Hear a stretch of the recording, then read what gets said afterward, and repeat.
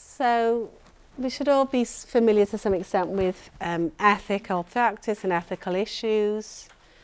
So you've got all your normal things which will be on your consent forms, so this idea of anonymisation, informed consent, confidentiality,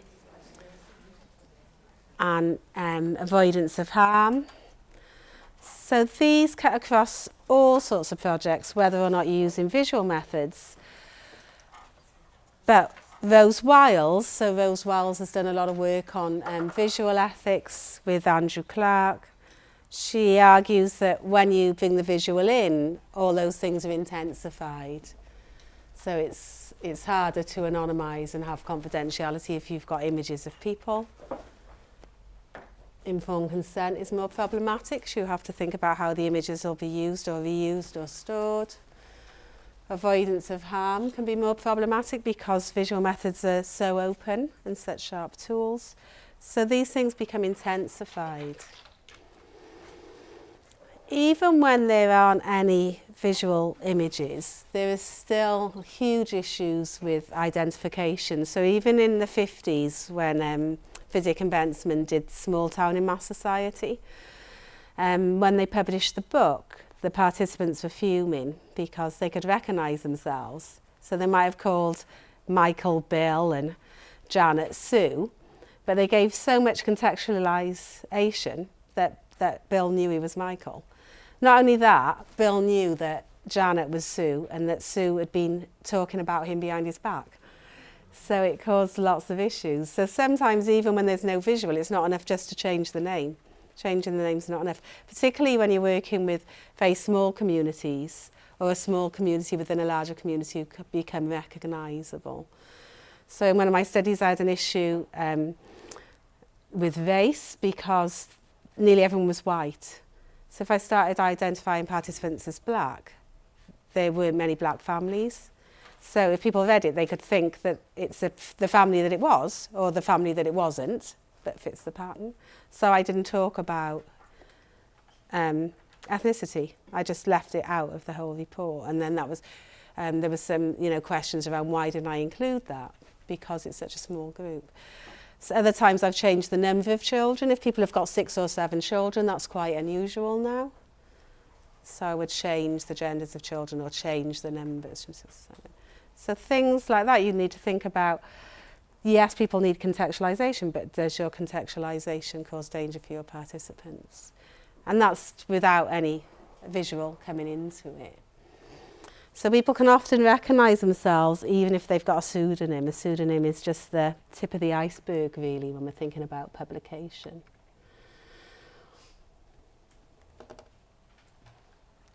With the visual, it becomes even more challenging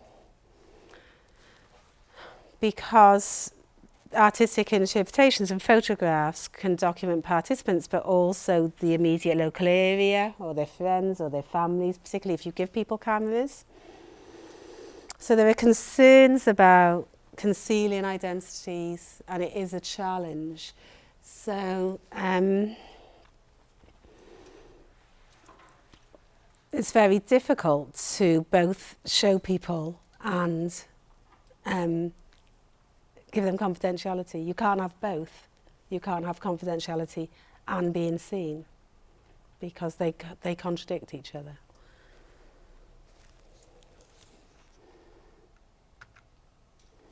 So Payne would argue that if you're doing visual research, people need to see it. So he says if you're doing working in the social sciences, here sociology, it's really important that people see what it looks like. If you've got the visual images, you should share them. But as Crowe and Wiles argue, even though if you be safe, you might lose some edge and people might not be able to contextualise it or understand it in the same way, once you put something out, it's very, very difficult to control. And people have ideas about what safe spaces are. So people traditionally said, well, if you're just doing a PowerPoint presentation, that's fine, it's just in the room. It's not in the room because people are photoing them and tweeting them. So if I put images here of participants, they could go on Twitter, I could go back, the participants could go on social media, and why am I on? So you've got to be really, really careful with images. So we can see how images go beyond control. We were talking earlier about this going and being used and used again.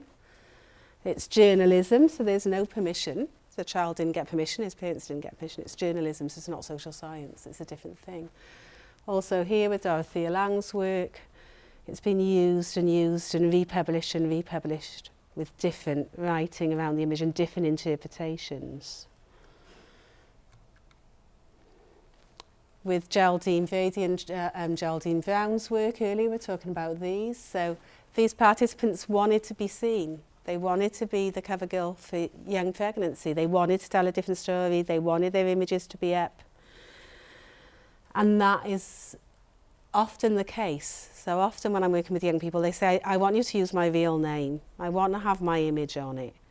You're supposed to be giving me voice, but now you're silencing me. And it's thinking about, yes, people might want to be seen now, but what if they don't want to be seen next Wednesday? What am I going to do then? So it's very difficult to navigate. So it's about who decides. So if it's participatory, should the participants decide? At what age should they decide? Do we say only over 21s can decide or only over 18s? Is it only children that might change their mind? You could have someone who's 45 who then decides they don't want to. People's circumstances change. There was a film made, which is in Marcus Banks' second edition book, and it was made with young offenders. And it was made a long time ago, and then they revisited the work and they wanted to use some images from it again. And they contacted the young offenders, so they did actually use good ethics, because they didn't say we got consent 10 years ago and we're using it again now. They went back to the people. And everyone agreed to this being reshown, apart from one participant. And the participant said, I don't want to be seen as a young offender now. My life's moved on. I've got a wife and children. So they didn't. They used best ethical practice, and the film wasn't shown because of one person. But they didn't have to do that because they already had consent. So they could have just shown the film. So there are all those difficulties. Back would argue that you tell everyone from the start that they're going to be seen, and that all consent is based on this premise. So everyone knows out front that nothing's going to be anonymised, and it's all going to be out for people to see. Sweetman talks about the ethics of recognition, and he says when you keep thinking about anonymity, it's a disadvantage, because participants' lives can be transformed by being seen, and they can enjoy being seen, and they can be part of their community more and part of the project. And he says it helps with belonging and community involvement. So Paul Sweetman did the City Portraits project. So here people are clearly seen, because they'd look small by there, but they're actually massive. So here are the people. So they were all around Southampton, and they were in an exhibition which also had narratives around their lives. So here, Sweetman's arguing about, the ethics of recognition. People should be seen. People should be part of the project. They wanted to be seen. They benefited from it. So this is quite a while ago this week, and it's really funny because when I was doing conferences on the visual, they'd always put me and Paul in the same session. They think we're going to have a fight, because I was like, don't show the images. Paul's like, show the images. But I think it depends on the work, and it's got to be a case-by-case basis. So for Paul's study, that's fine if people want to talk about how they feel about Southampton. It's not that contentious. If you're doing abortion or domestic violence or domestic abuse, it's not the same thing. So it depends on the topic. So you can have a topic where it doesn't really matter if people are seen, but you have other topics when it matters a great deal if people are seen. The other thing that annoys me when I see people using images of people is that they'll do a PowerPoint and then they'll show images of people in their research or children, and lots of international development work uses pictures of children. And then they'll say that I'm giving them voice. Here they are. Here's their picture. They're here with me. It's more participatory. But images can't speak. It's the researcher's dialogue. It could be any child in the picture. So why do you need that child to have that dialogue? Because they're not having a voice. So just because you show someone's picture doesn't mean that they're speaking or having a voice. It just means you're showing their picture. It's a totally different thing to voice. So if you don't want to show pictures, you might want to think about how images can be disguised ethically or not. So these are the sort of options you get. So do we know who this is? Yeah, so I've criminalised her, so I hate pixelation because you think of crime watch straight away. So when you pixelise a face, you criminalise them because that's a connotation. So the denotation is pixelisation. The connotation, what we get from it is that they're criminals. So poor Venus is criminalised, but we still know who she is. This one, Mona Lisa. This one. I love how everyone gets that with no head. Everyone's like, yeah, I know who that is. I know what that naked body is, it's David. Yeah, so again, even with his head off, we know that that's David. And they're iconic images, but even him, I just got this off the internet, I don't know who it is, that's because you can grab any images you want. So he's got a pixelised face, and I don't know who he is, but if I worked in his office, I would know who he is, because the background would tell me. And there's a lovely example of this, I think John Prosser, I think it's in a piece by John Prosser, and there's an image, and there's a woman with a pram, and there's a pixelised mum face, and pixelised baby face, and then there's a sign behind them saying the name of the Working Man's Club. And it's like, okay, that was a waste of time. So it's all those other features, it's not just the face that you know people from. And how ethical is it to disguise people by pixelation? And the other one, which I really hate, is the smiley face. So I don't know if you've seen that, yeah, with children. And they put a smiley face sticker on, they just look like some like weird evil being with this like fake smiley face sticker across the heads of the whole like class of children. So I think it's a bit eerie. So if you're going to do that, why use the image? So you're going to show me like a group of 20 children with smiley face stickers. Why? What am I learning about your research from that picture? Why is it necessary? Okay, so I'm going to tell you a story now. So this isn't an academic book. This is an Indian satire about a man called Sampath who works in the post office, and he is really lazy, so he doesn't often get his work done properly in the post office. He's lazy at home, he's always arguing with his family, so they're arguing. He loses his job in the post office. His family have had enough of him, so off he storms to live in the guava tree. So he's in the guava tree, there will be a meaning, we'll come back to a meaning in a minute. So he's in the guava tree, and everyone in the village is chatting about Sampath, saying Sampath's lost the plot, and have you seen him in the guava tree? And people are going past because they're interested. And then when people stop under the tree, Sampath starts telling them stories about their lives. And they think that he's got a magical power, like he's a seer, and he knows all these intricate details. But he hasn't got any magical powers. What he's been doing in the post office is reading everyone's mail.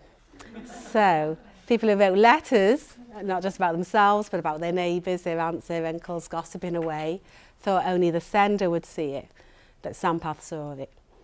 And that's like being a researcher, because when you interview someone, they never just talk about themselves.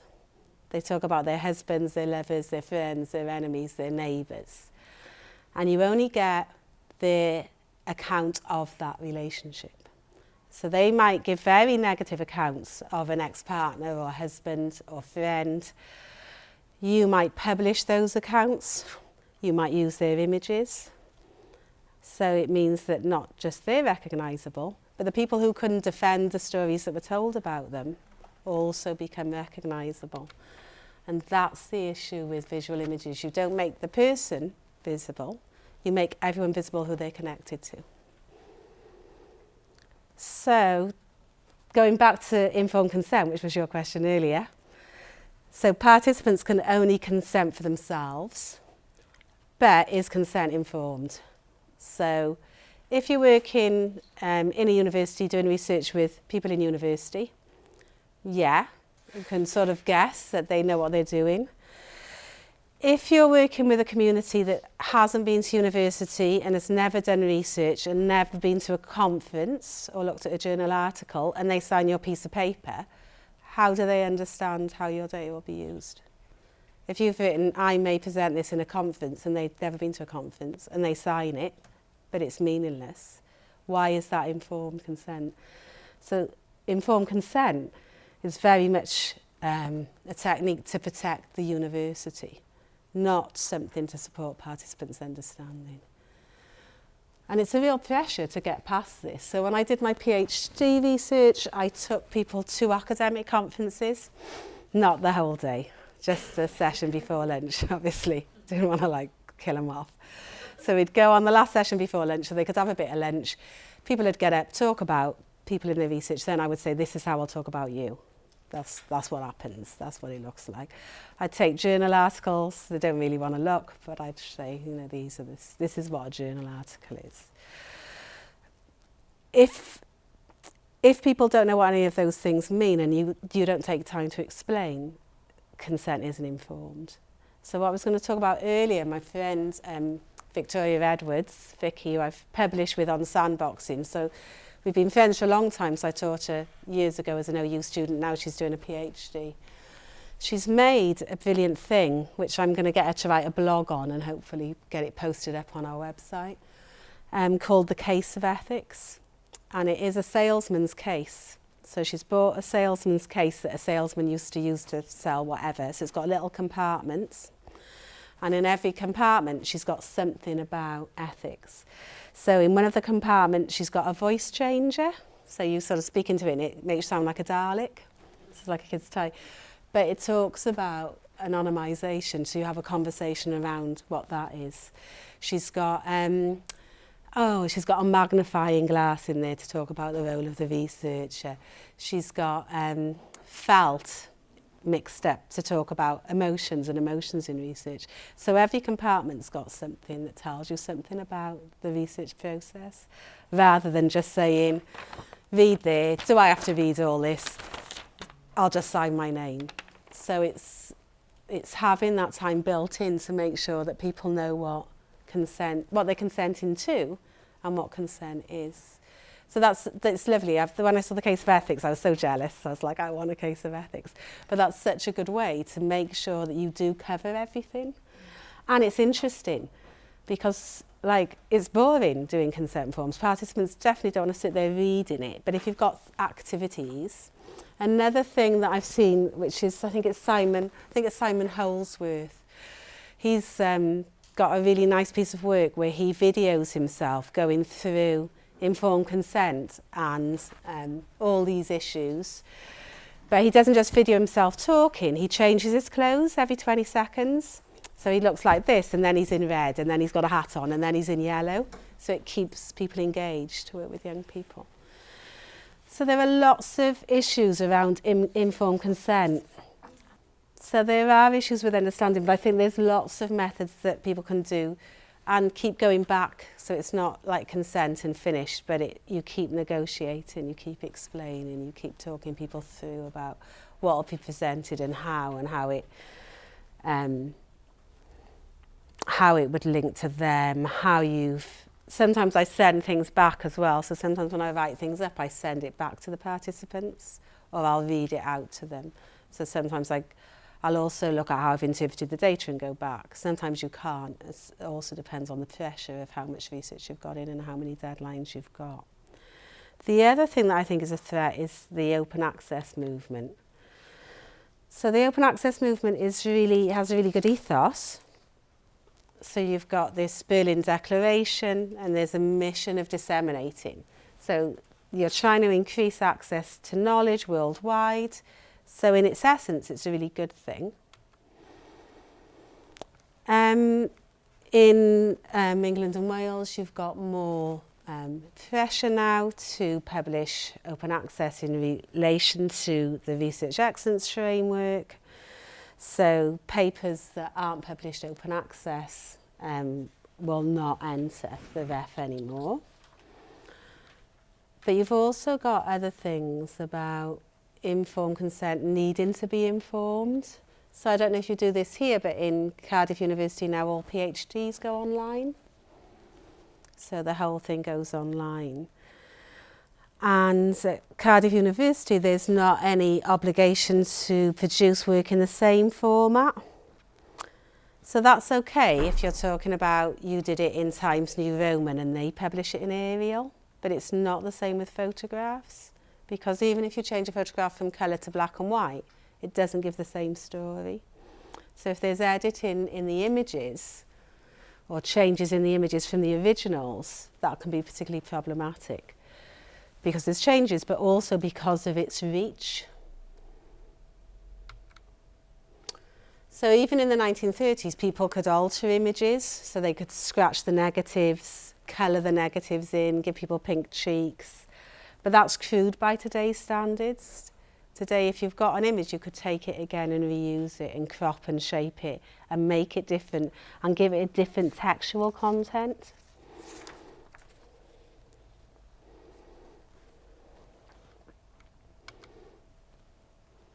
So as I was saying, whether it's just textual, it isn't such an issue. But it is an issue if you've got images in there. And it's also an issue with data. So I'm very reluctant now to do projects where they ask for the data set. So before, when people funded projects, you would give them the end report. Now there's a push for them to have all that data. In terms of open access, I think that can be very good with quantitative data because it can be reused, so why collect it all again? It's a waste of time. But with qualitative data and qualitative images, you could have worked with a marginalised group and then somebody wants to reuse those images or those qualitative accounts in a totally different way and reframe them. And they haven't necessarily got the tone or they don't know the people, so they're one step away from it. So I think for quantitative data that might work, but for qualitative data it's very problematic. The other reason I worry about images, because I use them so much myself. So I cut and paste articles out of other people's journal articles and teach them. And I don't think twice if I want to use someone's image. If it's there, I'll cut and paste it out and I'll then teach it to my class with whichever spin I put on it unless they read the article. So this is Jesse Abraham's work, which you can't see because in this journal they protect it. So if you press copy paste, it comes out as a black square. But lots of them don't. So if you go on people's journal articles, that people can copy and paste and tweet your images and call them something else and recontextualize them or give them a different narrative. There was a case where a mother took a picture of her daughter and her daughter had been stung by a wasp, which is a bit sad, but if you've got kids, you might just think, sometimes, yeah, I want a picture of that, I don't know. But she did anyway. So it's probably getting on her nerves, the child, all day. Yeah, I've been stung by a wasp, I'll keep that for the family album. Anyway, maybe she tweeted it to a friend or something happened, but it went into some sort of image bank without anyone's consent, and it was used as an image of child poverty. So even though it's a child being stung by a bee, suddenly the child is the image of child poverty in a media story. So this is what worries me about using images of people. This is why I've moved away really from photographic work. So yeah, so they, as I was saying, they're protected, but most things aren't. And what does that mean if people can cut and paste the images that you've got in publications? What does it mean if your funders demand to have all of your data? So, I mean, I do a lot of work for Welsh Government who don't ask for that, but I'd be very careful now about who I do work for and who's funding it and what they expect to have at the end. So my friends have done a big project, and what they did with theirs is that they had to give the qualitative interviews in, but they just blanked big bits out and said that it was too sensitive to give in or it was identifying, so it was useless. So they made it useless because they had to give it in. But people are getting stricter around this. Okay.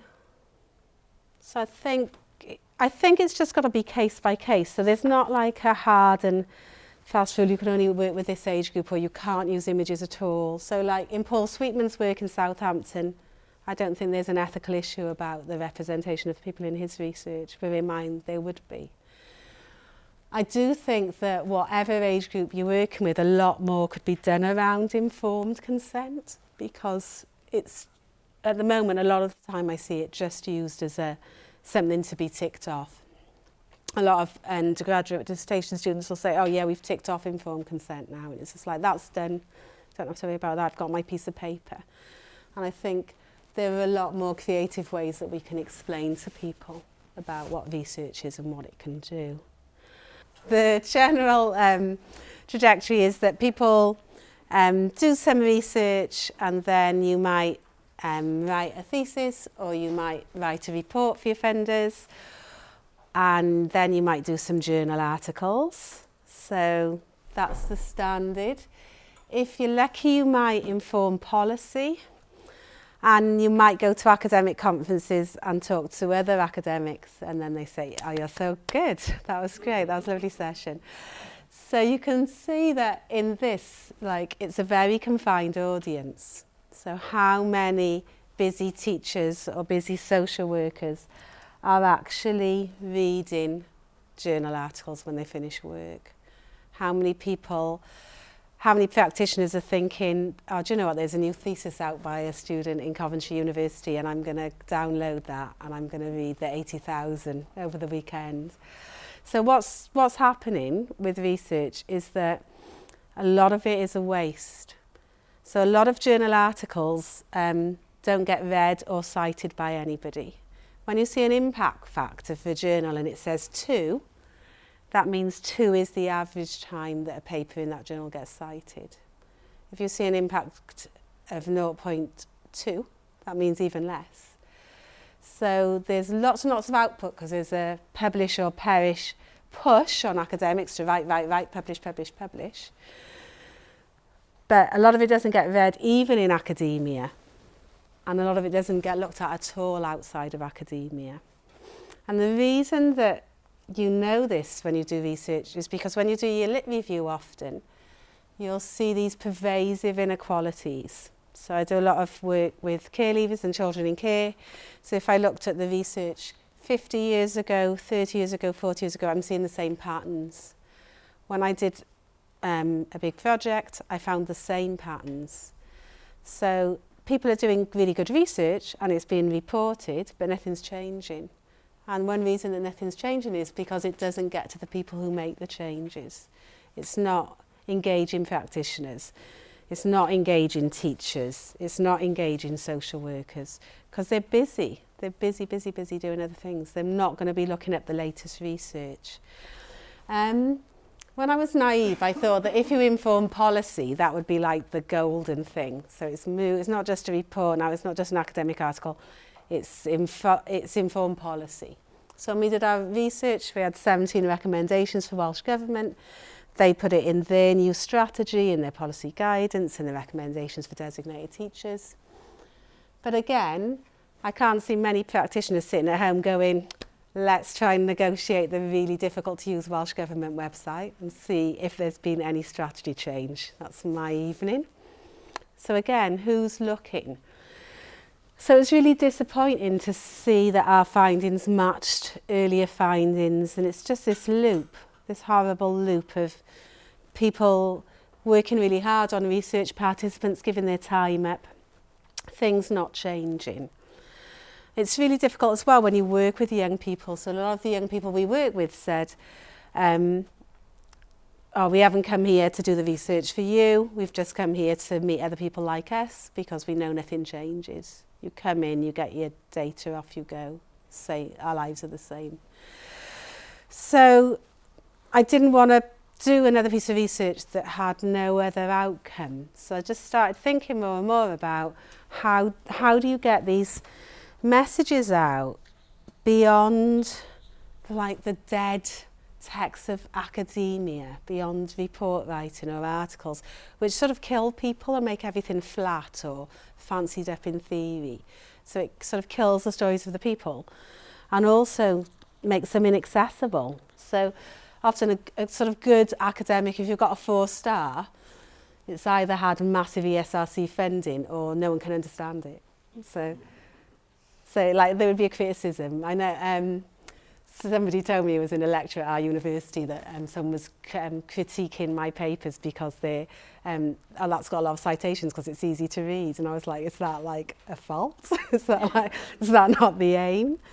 So it's trying to move beyond that. So I've just been thinking about different ways. So when I did work and it touched on issues of domestic violence, I think that's a real issue because again, the stories get lost, so you sort of hear the statistics, so that people say 2 women die every week, 2, and it just becomes a number 2, and there's no woman left, or no individual, because they're just a number. So I used poetry that was from the accounts of women, and then use those locally with women's groups, and a church group used them. But just to get the experience over, that it's the depth of experience and emotion involved. Catherine Carroll's done some lovely work around mothers who donate breast milk whose own children have died. So they're not allowed to have contact. So if you're a breast milk donor, you can't be in contact with the woman that's getting your milk. So those are the rules around milk donation. So she used the interview data to write letters back and forth to women about the things they would have liked to ask the mothers, and about what their concerns were, and what the donating mothers wanted to ask the mothers. Michael Richardson did a play called Under Us All with his work. So he talked about moving the research findings outside the confines of the ivory tower of academia into public spaces. Eva Elliott and Ali Bryn have done a lot of work in Merthyr Tydfil in Wales, which is, I don't know if you get the programme Skint, but it's a bit like Benefit Street, but it's made in Wales, to tell a different story about people who work in Merthyr Tydfil, again using theatre. So theatre's quite an emotive way to move people and engage them, and to get local people involved, and local politicians and local policymakers and practitioners. Emma Reynolds done some lovely work with what she calls data, so it's data but it's also art. She's just done Agenda, which is the new policy that's going all through Welsh primary and secondary schools about healthy relationships. In some of her work, her art installations, she worked with young people and made a skirt made out of rulers, because girls were saying that boys lift their skirts up with rulers.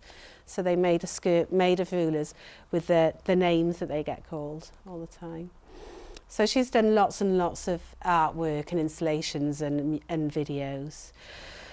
So the visual, when I started using visual, it was either to analyse found images or to make things with participants. But the more I've done research and the more I've seen the uselessness of my research, the more I've been inclined to think about what else can I do at the end? How can you get the messages out? Building on some of this work by other people. So this was, I've used some work that I've done with EU migrants to the UK post-Brexit. I've made a film, and I've made a film around some work I've done with mothers around breastfeeding. But most of the work that I've done with revisualisation has been in relation to my work with children and young people in care. I've got a few different examples there. I was talking about poetry earlier. I quite like these examples because I did a book, I did an edited collection, and it was all about Wales and Welsh life post Welsh devolution. So it was about gender and class and identity. And we revisited chapters from 20 years ago and updated them. So some of the original authors and some new authors. And then when I got to the end of the book, I just thought, this is so sad, because it's just like all like old people like me, like saying that we think Wales is this, and there's like no young voices. So then I got some money to do a project with young people, and they made a photograph of every chapter. And the photograph either contradicted what we said or agreed. And then at the end of the book, I wrote a chapter of the young people's agreement or dissent with what we'd said. And they thought my chapter was rubbish. So that's what they did for my chapter. So I did a chapter that revisited work from 20 years ago, saying that who does the dishes, so that even though women are working full time, they still do most of the dishes, they still have to write the cards to the mother-in-law, they still do the wrapping. So I did this thing about, what women do in Wales. But I had a lot of young dads in the group that were critiquing the book, and they said that they wash the dishes and their daughters see them, and there are changes that I may not see. so they critiqued it in that way. And then they also made a music video for every theme in the book. So we had a theme on education, but we hadn't talked about bullying. So somebody made a video about bullying and eating disorders, and then wrote a song and sang it and performed it for a video. Because we were visiting work from 20 years previously, there wasn't really much about race and ethnicity. So two boys from Eritrea made a rap video about being black in Wales and what it means to be black and Welsh and what it means to be told you're not Welsh. And then somebody else did one about engagement with politics. So I think it's really important to think about how you can ethically represent data. And also at the beginning, if you're getting funding for research projects or postdocs, I've just mentioned 2 people now on their postdocs, is say getting money in to do something different at the end. So you already put in your proposal, I want money to make magazines for foster carers. So our magazines got sent to every foster carer in Wales, and our magazines for young people to every young person in Wales. So it's putting that budget in place so that you're not just saying, I'm going to do the research, but what am I going to do at the end? And how am I going to get that message out to a wider audience? And I think funders are much more aware now about social research having to have some output. So I think if you write those things in at the beginning, and if you use forms of revisualization, you don't have to worry about the ethical issues of revealing people's identities because you're using different cartoons or different creative forms. And then asking around and seeing who's good to work with, because some people are far better to work with than others. But sometimes you don't know until you sort of get into that. But thinking about who's worked with people before, what can be made. Okay, so I'd like a final little discussion question about how, you know, but maybe it's something you just want to think about. So maybe I should just leave you with that to think about for the future for your own work. So today we've covered loads. So we've done found materials, researcher-initiated productions, participatory approaches. We've thought about interpretation, ethics and dissemination. So it's just like 11 weeks of stuff all in one day, just like boom, visual methods. So I hope it's been interesting. So thank you.